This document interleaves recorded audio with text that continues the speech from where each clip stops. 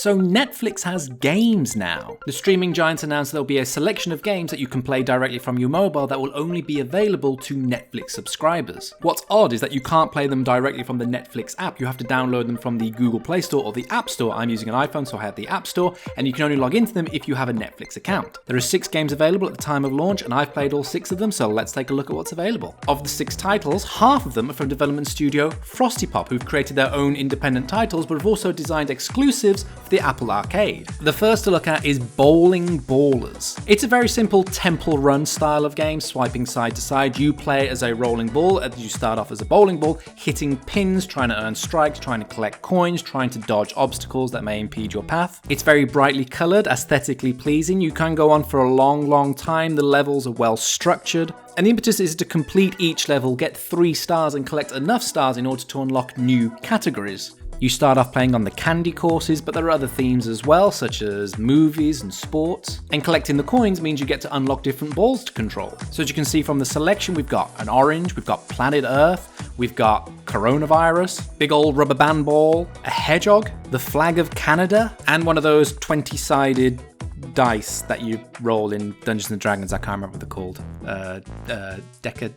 Yep. So yeah, it's nice to unlock different ones. I played this for half an hour. I managed to unlock about 3 different balls. Still didn't get to another level just yet. I'm still on the candy stage, but I can see me playing and carrying on and wanting to be like, oh, okay, now I've unlocked a different one. But if the only things that are different are the aesthetics and the obstacles that change, because as you see, like falling blocks of chocolate and the ice creams and the macarons, and it just changes to like cricket wickets. I can't really see putting in that much time. If there were different game modes, then yeah, there are different things that unlock, but it just seems to be very simple, generic temple run with a very nice, bright color palette to it.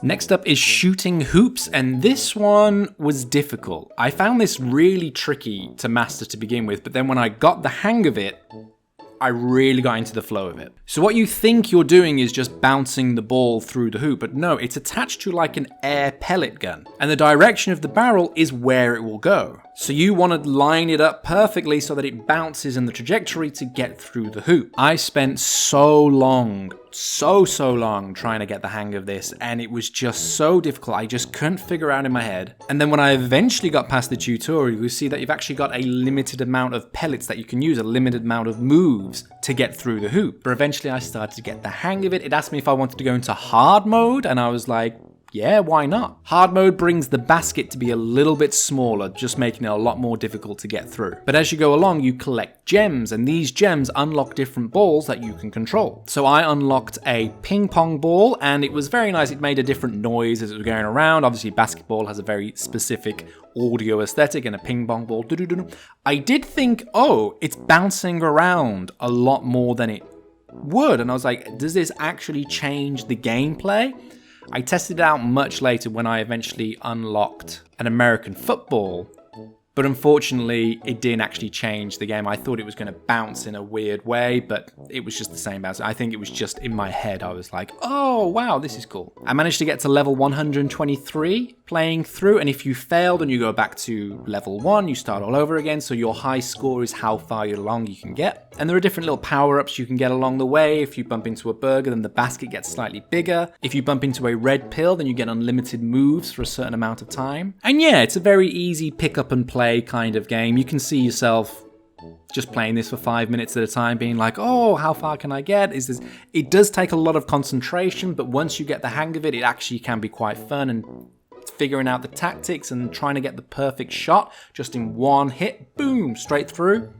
That can be quite fun. So the final offering from Frosty Pop is this game Teeter, which was my favourite of the 3. Your goal is to get the ball that is balancing on the board through the hole that is on the backboard. As I say, you can only move one end at a time, so if you get it at an angle where the ball catches momentum, you're not going to be able to control it. You can lift it up as quickly as you want, but it's just going to go flying off the end. So a lot of it is about patience, making sure it's just incrementally going up so that you don't affect the momentum of the ball too much, trying to arc it in a certain way so it eventually does go through the hole, but because you can't move the bar down, it can get tricky, because if you overshoot where the hole is, that's it, game over. You have to start again from the bottom. So the first few levels can be a bit frustrating, as you realize as this turns, there's going to be a slight different angle, and it might just mean the hole for the ball to go through is too small. But once you get the hang of it, it can get really fun. In later levels, other things are introduced. There are instant game over holes. If the ball goes into one of them, that's it, start the level again. You get an extra ball on the board, and if that ball gets sunk, the one with the skull on it,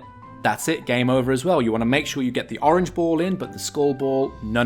But also there are these pegs that just keep popping out of the board at random times, and if you hit one, you can't move the board you're controlling any further, so you have to wait until you can move past it. And this can be really fun because you can actually stabilize, the ball can hit into it, and you can be like, oh, okay, I can get a second breather to just move up a little bit more. But if you're trying to be like on a specific tactic and you're on an angle like, yes, this is it, and you hit that and you can't go any further, that's it, that's your entire turn scuppered. So yeah, I actually found myself playing this for about half an hour. It was quite engrossing, actually trying to get the ball up, and as you can see in later levels, the more holes that appear on the board, the more pegs, it can get quite difficult, and you really have to sort of thread the needle as you're trying to go up, and it's not just a simple like, do this quick, it actually takes a lot of precision, and that can be quite fun. So those are the first 3 games, all from developer Frosty Pop. A very similar aesthetic, very brightly coloured palettes, very similar simple gameplay mechanics, but very engrossing at the same time. I can see you playing this at like a bus stop or just trying to kill some time in your lunch break. Very easy to just pick up and put down, not much that has to be considered with it. Our 4th game is from developers Rogue and Amulso, and this is Card Blast. Quite simply, you're on a timer, cards are going across the bottom of the screen, you want them to not hit that serrated saw in the bottom corner. If they hit that, it's game over. And the way to ensure that they don't hit that is by making poker hands. In those 3 sections that are up in the screen, you can make pairs, 2 pairs, full house, straight, flush, all of that. By doing that, it takes them out of the bottom timer that's going across the bottom conveyor belt of cards, and then you clear the hands, and then you get points, and you can, there's all different things. As you're playing the campaign of sorts, there are different objectives to hit. You may need to clear 30 diamond cards, or you may need to make 4 pairs. As you can see, it all winds up along the beach. It's a beach theme at the moment, but each level gets progressively harder, and it'll move into different themes and different stages. But honestly, it just feels like one of those games that you'd find on your nan's iPad. It's very odd to not see any ads in this. It's the quintessential bombard you with ads kind of game. You can imagine after each level there'd be an ad popping up, or you'd only get 5 lives, and if you fail, then you need to spend, £15 to get 3 more lives, that kind of thing. So seeing it as a full game experience, okay, that's cool, but like, it's just pointless. And no hate to these developers, but it is a really cheap, generic game. I would have downloaded this if I saw it in the ad of another free-to-play game. I'd have been like, oh, okay, that could kill 5 minutes.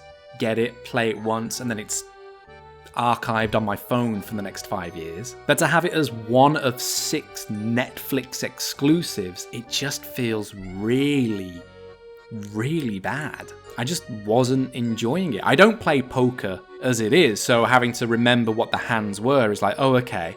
But you just get through just making 3 of a kinds, 2 of a kinds, making straights. It's just like, oh, okay.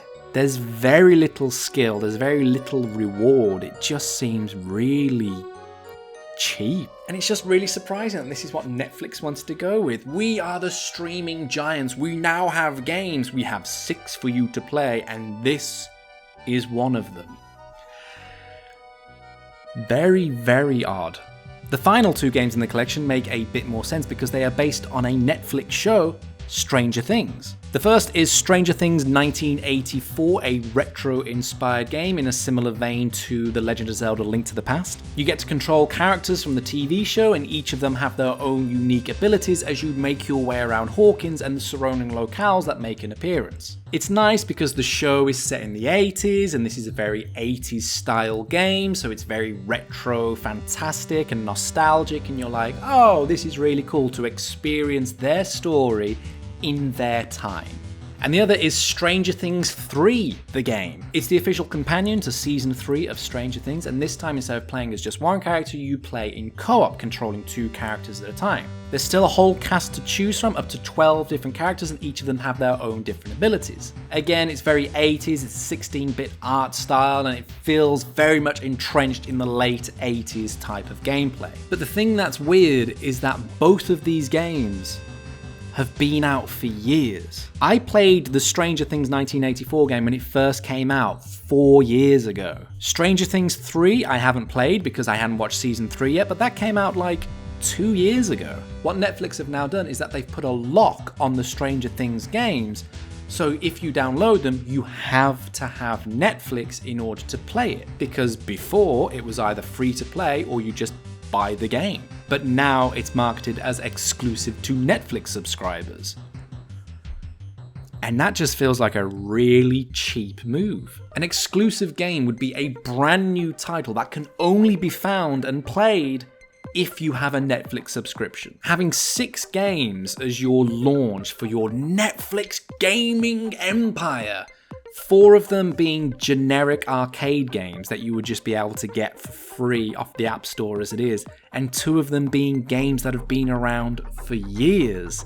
It seems like a huge fail, to be honest. I mean, who am I to complain? Netflix are amazing. I've been with Netflix for years. I love their content, but when I saw that they're going to do games, I was like, okay, great. It just feels like an absolute letdown. What'd be amazing if the games were more related to the content that Netflix is known for? Like, imagine a Queen's Gambit game of chess. That would be incredible. An official Queen's Gambit game, and it's learning to play chess, and you play against characters from the show. Great.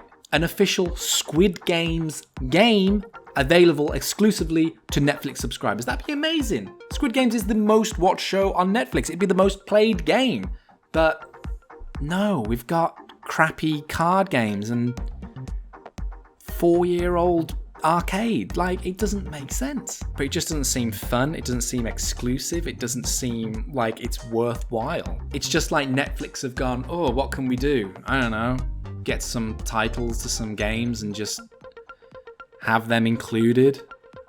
Alright. Like, if you get Amazon Prime, you get Amazon TV, and that's great. And with Amazon TV, you get access to Amazon Music, and that's great. You know, things like that, when it's one package, but you get these little things off the back of it, that's absolutely brilliant. And some of them, you may want to get this so you can get that. But with Netflix, no.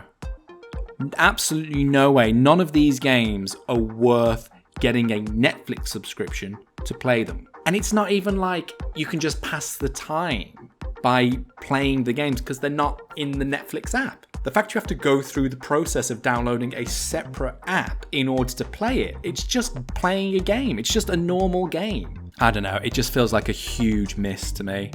A huge miss. But anyway, folks, I'm going to stop moaning about it now and delete these 6 games off my iPhone because I don't want to play them anymore. But yes, thank you for watching. Leave a like if you want. Leave a comment below if you're going to play these games and what you think of the whole system as well. And just ridiculous. But yeah, anywho, it was nice to have you here. Look and more to all my friends, and catch you next time.